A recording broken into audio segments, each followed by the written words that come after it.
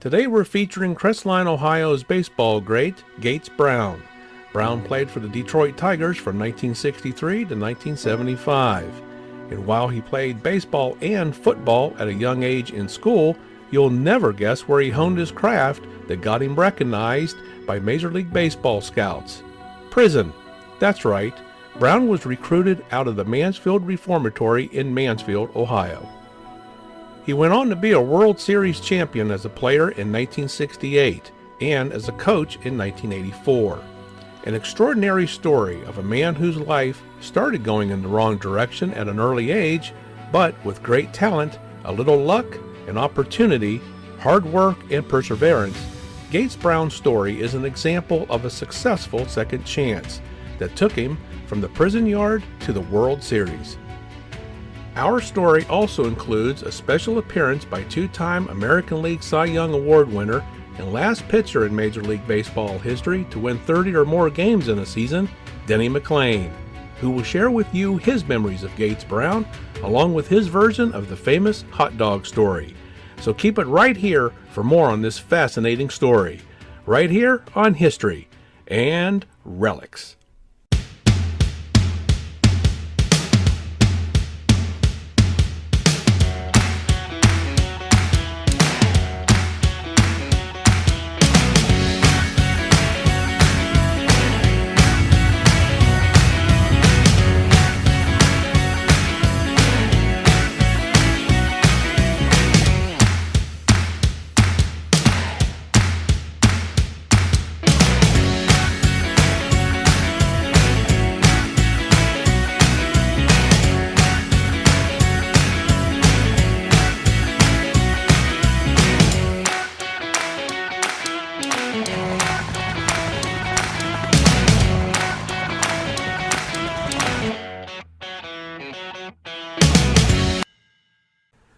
William James Brown was born in Crestline, Ohio on May 2, 1939, to John Wesley and Phyllis Eleanor James Brown.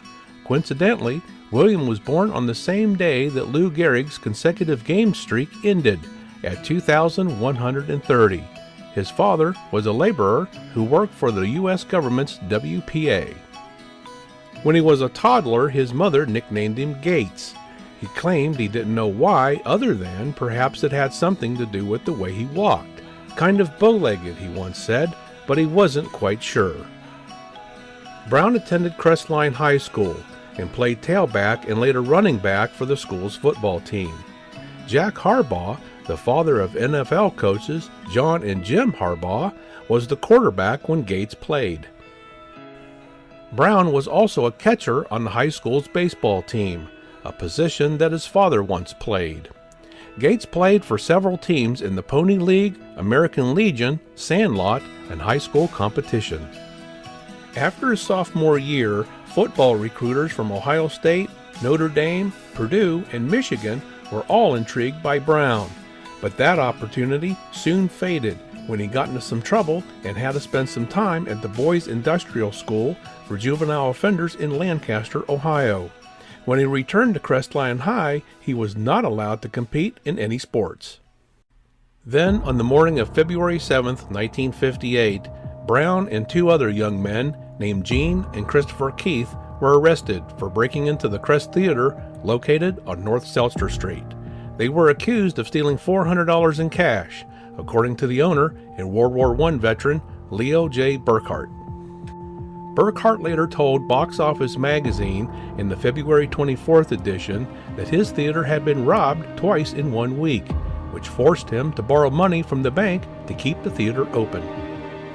Brown and the two Keith brothers were taken to the Crawford County Jail and were later indicted for breaking and entering. At their arraignment, all three entered pleas of guilty. Prior to sentencing, prosecutor John D. Sears Jr.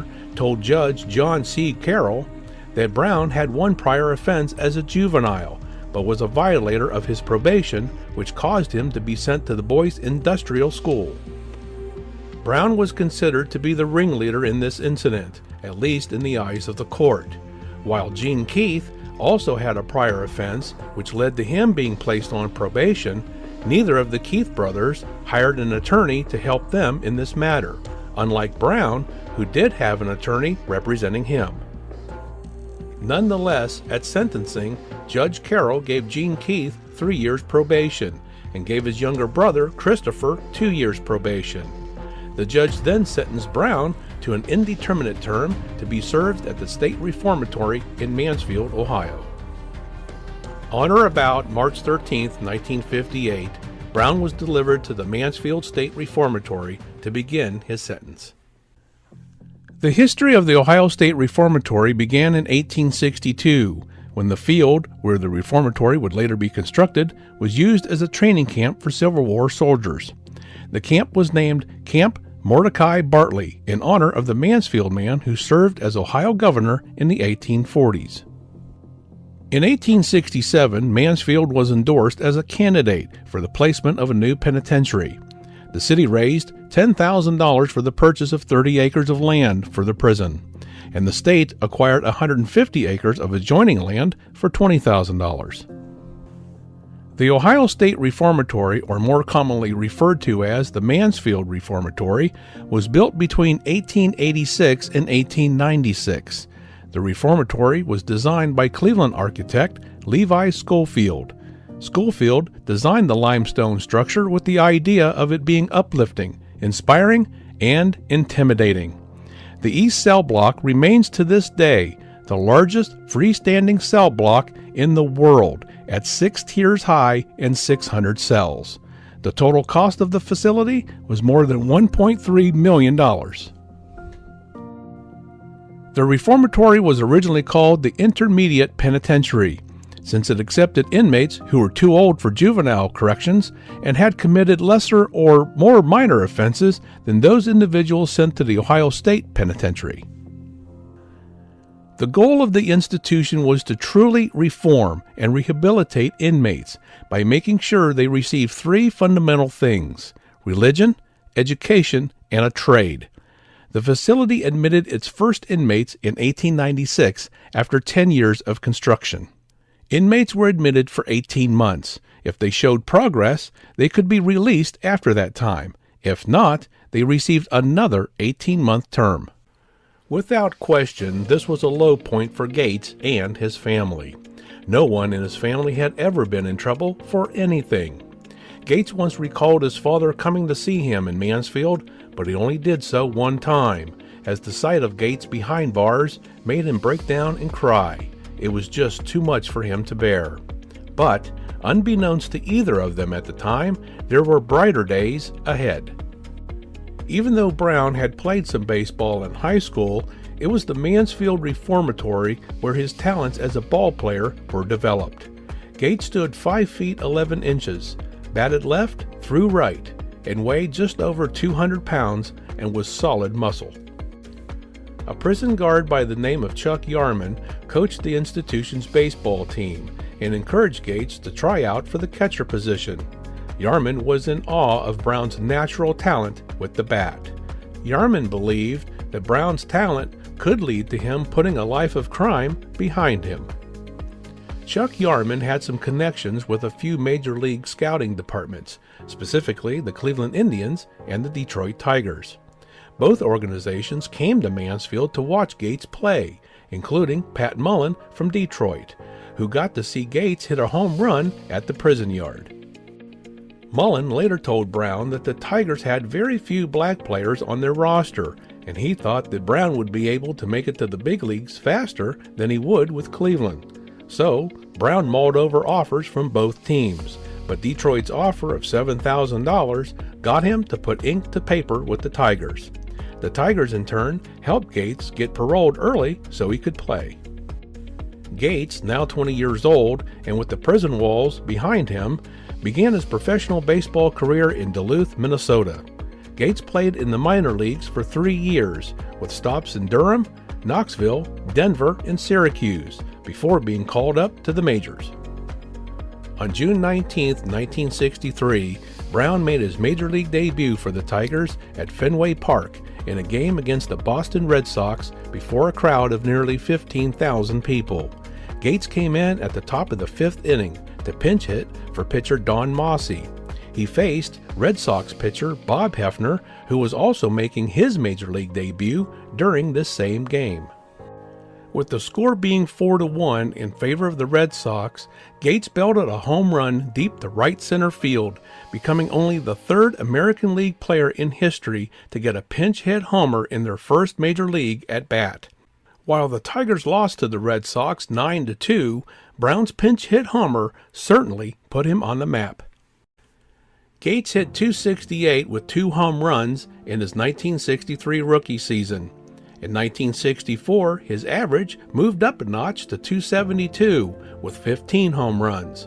And despite his stocky build, he was also second on the team with 11 stolen bases. He only had 249 at-bats in 1965 compared to 465 in 1964, but that didn't stop him from slugging 10 home runs and stealing 6 bases that season. After hitting .266 in 1966, Brown struggled to find his rhythm in 1967, as he was batting only .188, when, in June, while chasing a fly ball in a game at home, he crashed into the outfield wall, dislocating his left wrist. He missed all of July and August before returning in September, taking part in one of the greatest pennant races in American League history. Detroit, Boston, Minnesota, and Chicago battled down to the final week in 1967. Brown appeared as a pinch hitter in 6 games over the season's final 3 weeks. His final at-bat came in the final game of the season, with Detroit needing a win over the Angels in the second game of a doubleheader to force a 1-game playoff against the Red Sox for the pennant. With Detroit trailing 8-5 with 2 outs and Dick McCullough on first base, Brown pitched hit for Dick Tracewicki and flew out to right field against Angels reliever Minnie Rojas, ending what would be the Tigers' best rally for the rest of the game and giving the pennant to Boston. But Brown got even with Boston in the second game of the 1968 season when he pitched hit a home run off of Boston's relief ace John Wyatt in the bottom of the 9th inning, giving Detroit a 4-3 win. And that was just the start of an otherwise miraculous season. Tigers fans soon became accustomed to watching him come off the bench to pinch hit over and over in key situations. Brown was also quite popular with the Detroit baseball writers. When asked about his remarkable success in the clutch, he developed a common response to give to sports writers: "I'm square as an ice cube, and I'm twice as cool." Pinch hitters usually weren't called up until late in the game, such as the 7th inning or beyond. In the meantime, they were still expected to keep their mind on the game at hand, which wasn't always an easy task, especially during one game for Gates during the 1968 season. Gates actually started in 16 games in 1968, but in one game where he wasn't a starter, he decided to go get a couple of hot dogs to bring back to the dugout to eat. Just as he returned to the bench, here came manager Mayo Smith to call up Gates to pinch hit. Gates quickly stashed the hot dogs and the condiments in his uniform shirt. If there was ever a time that Gates didn't want to get a hit, it was during this time. But sure enough, he cracked a double into the outfield between the center and right fielders. As Gates rounded first, he knew it was going to be close, so he dove head first to slide into second. Needless to say that when he slid, the hot dogs, ketchup, and mustard that he had stuffed in his jersey literally exploded upon impact. His jersey was a comical mess. Everyone was laughing. Well, almost everyone. Manager Smith wasn't too happy about the fiasco and fined Brown $100. Smith later asked, "What the hell were you doing eating on the bench in the first place?" Gates' reply, "I was hungry. Besides, where else can you eat a hot dog and have the best seat in the house?" For the 1968 season, Brown hit a whopping .370 in a year when the American League batting average was just .230, helping Detroit to win the pennant. The 65th edition of the World Series was a match between the Detroit Tigers for the American League and the St. Louis Cardinals for the National League, who were also the defending World Series champs. Though Gates came to bat only once in the World Series, flying out against Cardinals' Bob Gibson in Game 1, when Gibson set a single-season Fall Classic record with 17 strikeouts, Brown would forever be celebrated in Detroit for helping the Tigers to win the World Series.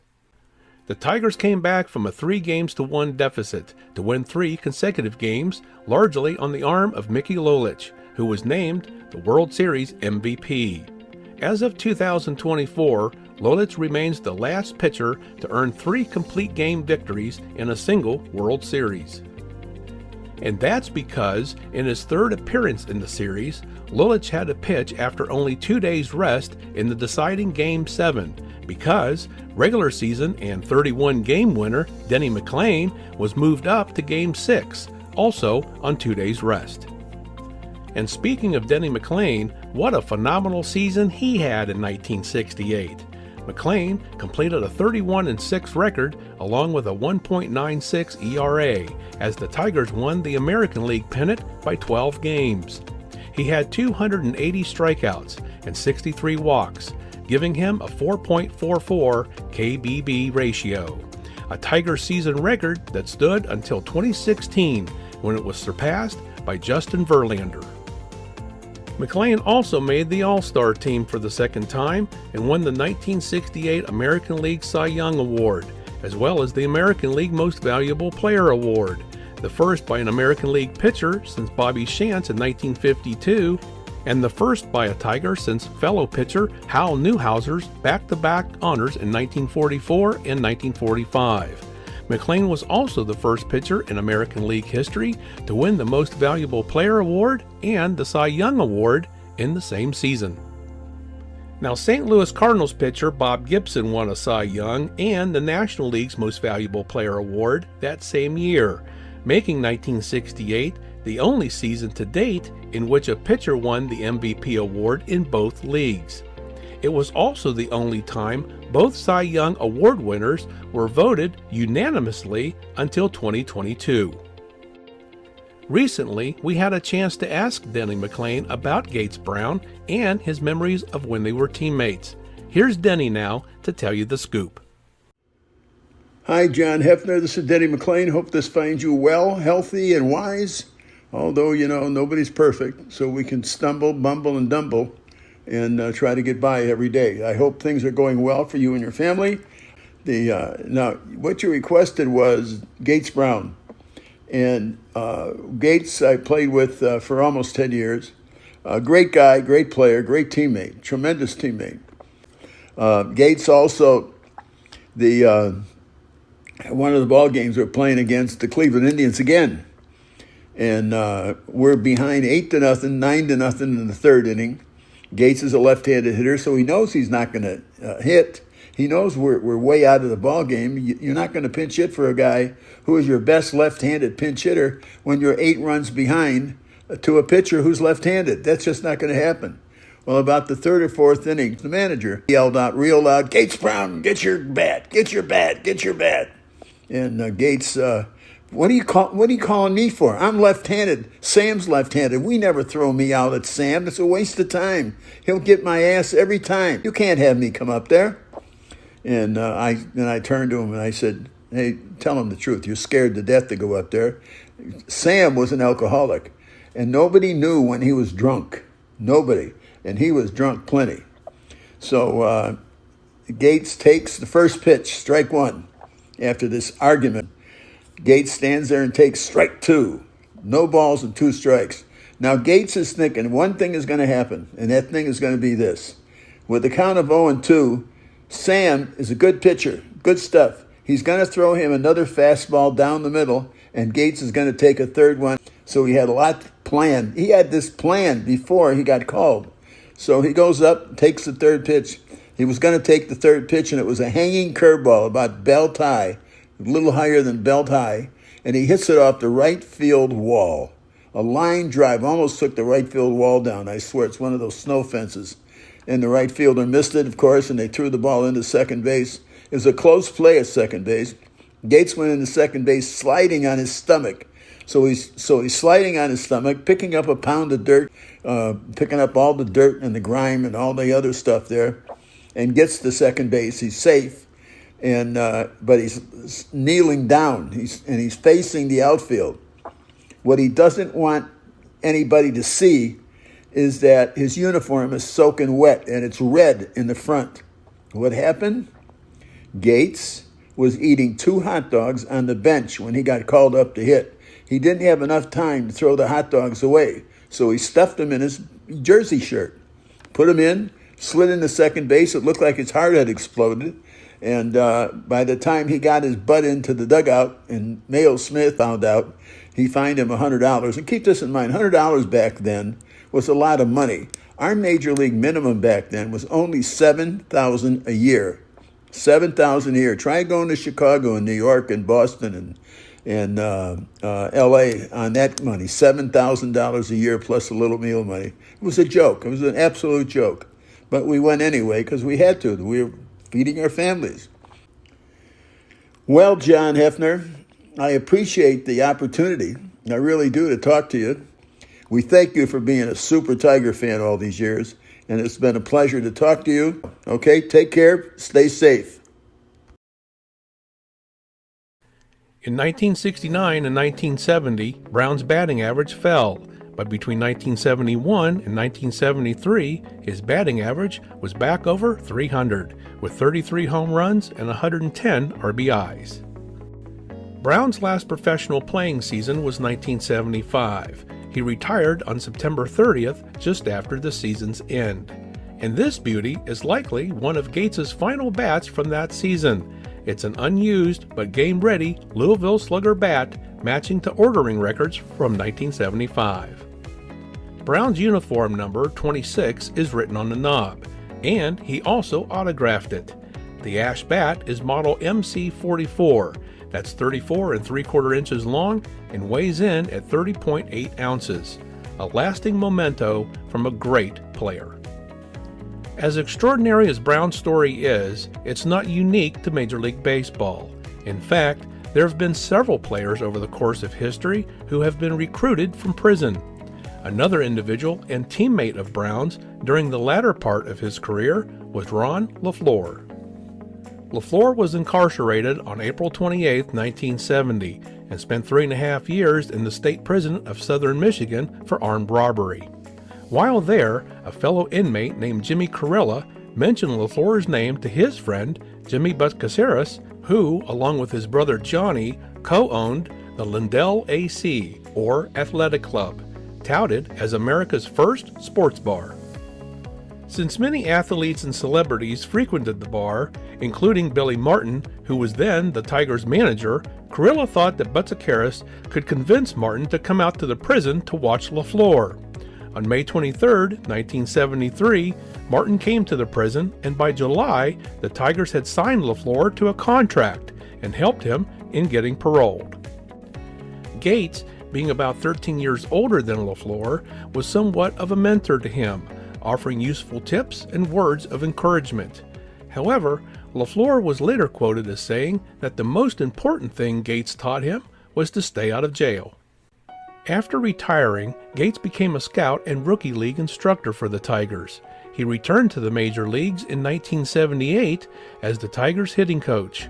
He continued in that position through 1984, helping the team to achieve their 4th World Series win in franchise history, when they crushed the San Diego Padres 4-1. The 1968 season, though, was the most memorable for Gates. Decades later, members of the '68 team would gather for reunions to reminisce about those glory days. One such event was held on March 19th through the 21st of 1993 to commemorate the 25th anniversary of the '68 World Series, hosted by former sports writer and award-winning author Jim Hawkins. From that show, we have this amazing autographed bat.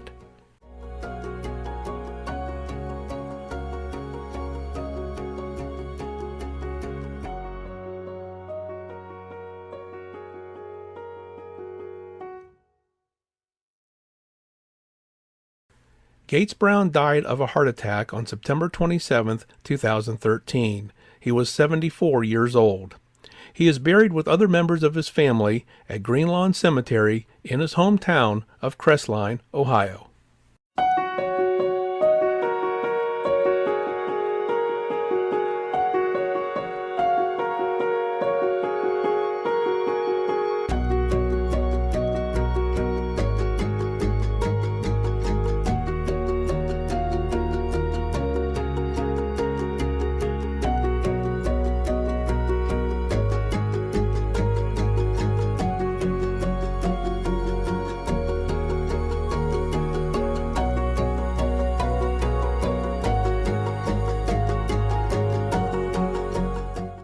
Thank you for joining us today. We hope you enjoyed our program. If you like our content, we ask that you give us a thumbs up, a like, share with your friends, subscribe to our channel, and ring that notification bell so you always know when our new content is published. And all of this costs nothing, but means a lot to us and keeps us growing. You may also leave us a tip if you choose. The address is provided here on your screen, and a link is provided in the description area below. So until next time, everyone, this one is history.